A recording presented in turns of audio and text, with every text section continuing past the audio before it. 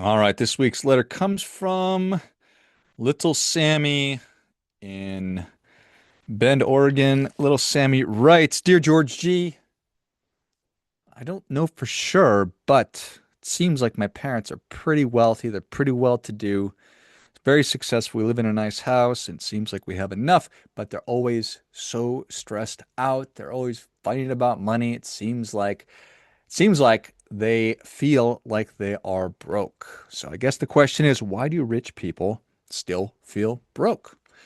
Well, little Sammy, I appreciate the question. It is a tough one. And I think that realization that financial independence doesn't begin when you have enough money, it begins when you stop believing you'll never have enough. So it's a mindset thing because I think we've all met somebody, maybe even your parents, Sammy, that make $1 million a year and they're still worried about money. I know that I've certainly met countless people like that. On the other hand, I've certainly met people who earn $50,000 a year who sleep like babies and do not have a financial concern in the world. At first glance, it doesn't really seem to make any sense, does it? Because we tend to believe that money solves money problems. And to a point, money does solve money problems, but if you think about it like this, if you're struggling to put food on the table, to pay rent, or to keep the lights on, more income will, without question, dramatically improve your life. But somewhere along the way, something changes. The math, that'll tell you your budget, your accounts, that'll tell you that you're doing great. Everything's going great. Your investments are growing. Your income is going up and up and up. You're a homeowner. Maybe you own two homes, and yet you're still not enjoying a feeling or a sense of financial security. Why is that? Well, it's because there's really two different kinds of wealth. There's financial wealth, which is wealth on paper, and then there's psychological wealth. Again, one lives on a balance sheet, the other resides squarely between your ears in that little thing called your brain. And the two do not always grow together or go together. Sometimes they never even met one another. I think that one of the great misconceptions in personal finance is that financial security is simply a number. Once I get to $1 million, once I get my mortgage paid off, if I could just retire, if I could just make another 100,000 a year, we all play that game, and the finish line, it just keeps moving and moving and moving. Smart people, not like me, will refer to that as lifestyle inflation. Psychologists, also smart people not like me, will call this hedonic adaptation. I just call it being human. The new car becomes your car. That bigger house just becomes your house. That promotion you got, well, it just becomes your job. Yesterday's dream becomes tomorrow's regular, becomes your new baseline, your new normal, which means you're going to need a new dream tomorrow too, something to strive for. And there's nothing wrong with wanting more. Progress can be good. Ambition is good. Building wealth is good. The question is, does your happiness depend on always having more? Because that is an unwinnable race. It is a fool's errand. It's a stupid thing to do. But it's a very human thing to do, isn't it? I think that this often starts much earlier than when you're a grown up. It's because there's some people who grew up with very little. Money was always tight. Bills freaked us out. Parents had fights, and maybe opportunities were very, very limited. And those experiences, they leave indelible marks on us.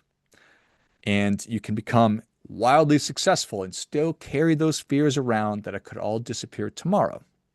And then on the other hand, some people grow up in wealth and privilege, and they have plenty, but constantly compare themselves to people with even more. It's a different story, but a very similar anxiety. That comparison, it's got a remarkable ability to make abundance feel like scarcity and to make it happen really quick, which is, again, a very human thing. One of the most freeing realizations I've ever had is this. You don't have to compare your life to someone else's highlight reel. You only have to compare your life to the one you're intentionally trying to build. So you decide, what life are you trying to build? And then you benchmark where you're at against that. And you figure out how to get better at what you're doing so you can get to that place that you want to go. Not some frickin' person on the internet that you don't really know what's going on in their financial life or anything else. Could be totally fugazi. You have no idea.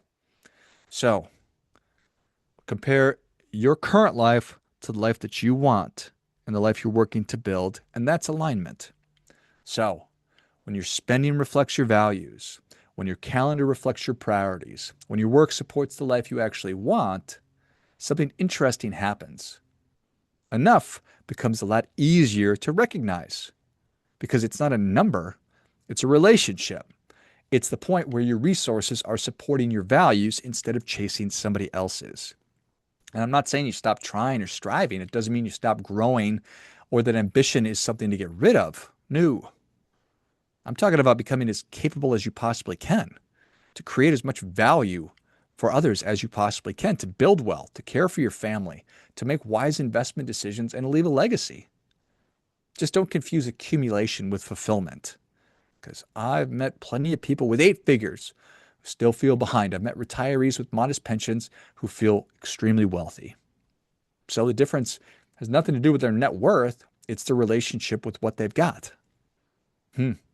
Makes sense, right? One of the questions I want people to ask is this: what problem am I hoping that more money will solve? Sometimes it's easy. Sometimes it's an obvious answer. Security, freedom, healthcare, education. Those are real things.